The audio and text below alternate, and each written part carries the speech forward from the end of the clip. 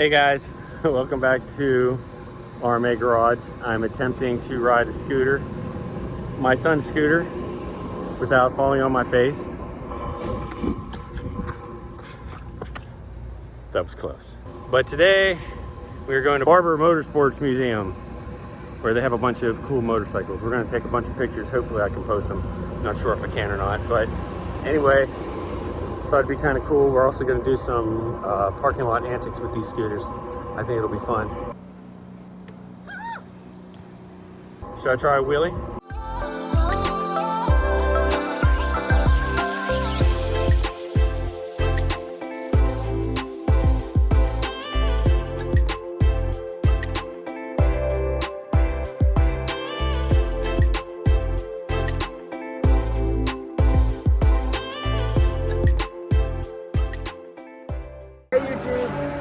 We're going to Barber Motorsports Park and we're going to the museum. I don't know if you can hear the cars in the background, but hopefully we'll be able to see that soon.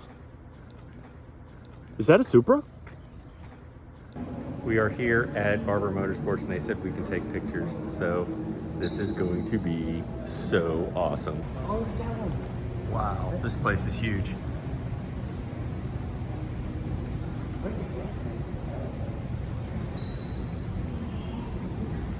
This museum was a walk down memory lane. I got to see all the motorcycles that I grew up with, looking at through magazines, sometimes even close up if I had the chance. But I wanted to show you guys some of the motorcycles that influenced me when I was a kid and what really got me interested. There are so many bikes here that I could talk about, but I just picked the ones that were really the most closest to me and really meant more to me than anything else. Some of the bikes here are just ones that were cool to look at and ones that I kind of honorable mention, so to speak. But the bikes that you're going to see here are going to be the ones that influenced me the most. The first bike is the Kawasaki KZ1000. This was the Chips bike. I grew up in this era and I watched this show every week and they glamorized it. It was cool. I know that they were police officers, but they showed them playing around and they raced them and they did all kinds of things. And I fell in love with motorcycles because of this show. My dad didn't ride. None of my family members really rode. This is what got me involved in motorcycling. And I never really owned the bike or wanted to own the bike or had any desire to, but it was just cool. And the television show made motorcycling cool. The first ride on a motorcycle was on this V65 Sabre. My older cousin had one, and he rode up on it. I think it was a graduation party, and I was so enthralled with it. It had a shaft drive. It was clean. And of course, a V-sounding engine is just so throaty, and I just loved it. He gave me a ride on it.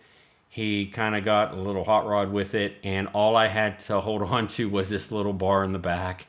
And I was scared so much, and I remember my leg cramping up, thought I was going to fall off.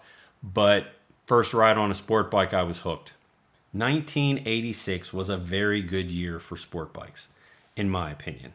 I had just turned 16 years old, and Honda came out with the Interceptor 500. Now, this model here doesn't have the fairing. I remember these bikes having fairings, but I can't be 100% sure.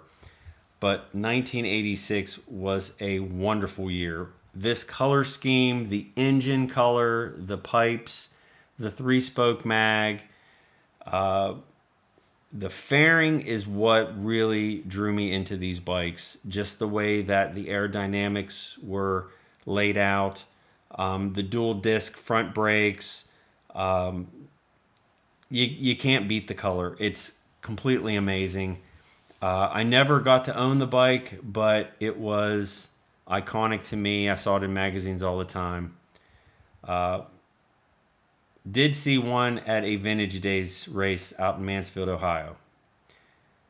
Okay, the Honda 1000R. This was featured in a movie called Flashback. And that's when I fell in love with this bike. I didn't even know they made this bike until I saw the movie. and this bike is a beast. I've never ridden one. I've seen one run at, again, Mansfield, Ohio, Vintage Days at Mid-Ohio Racetrack. And then, of course, you got the, I call it the middle brother, the VFR 750. I had a poster of this in my room for months. But these three bikes, 1986, what I wouldn't give as a 16-year-old to have an opportunity to own these bikes. These bikes were awesome. All right, so the ZX10 Kawasaki was owned by a gentleman in our neighborhood that owned a speed shop, and he actually drag raced motorcycles, and he had this bike, and every once in a while I would see him on this. Now, this bike here I got to see run and around, and I would hear it and I would see it take off. I would see this bike more than any other sport bike in our neighborhood, and it was just a thrill to see it. But what amazed me the most are how small these rear tires are compared to some of the bikes today. Beautiful bike. Fell in love with it. All right, so to me, the quintessential sport bike, the GSXR 1100. I wanted this bike more than any other bike. Now, I believe this was 1986. I think this was the year. Again, Suzuki had an awesome color scheme back then. I love the white and the blue. I wasn't a big fan of the huge canisters on the back, but nevertheless, beautiful, beautiful bike. I still don't think I would ride one, though, because they looked too fast for the technology at the time, and I wouldn't trust myself. The speedo goes to 170. Boy, that's really fast on a motorcycle. Don't think I would ever go that fast, but nevertheless, there it is, the GSXR 1100. And of course, we did find our dirt bike. This is a YZ250F. They didn't have the FX there, but hey, it made the museum and we were proud. We spent a little bit of time outside watching the racetrack. I believe a local club had track days, and we got to see some cars run. After about 15-20 minutes of this, it was very loud, and you saw the same cars going around and around. It was thrilling for a while. There was a moment here where I got a little excited because there was a car that really clipped the corner a little bit too close. There he is. And that got our attention for a little bit longer, but everybody else kind of got through, and it was awesome. But the track is beautiful. I consider it the Augusta of motorsports parks. I mean, it's so beautiful. The grass and everything is so nice. So one of the last things I'm going to show you guys is a lawnmower. And yes, there was a lawnmower at Barber Motorsports.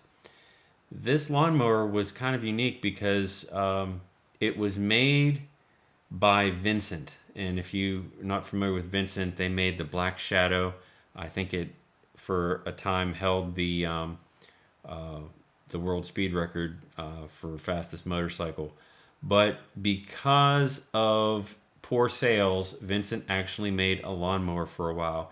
And we took pause of this because my son had a grass cutting job during the summertime, and we were razzing him about a little bit, and he was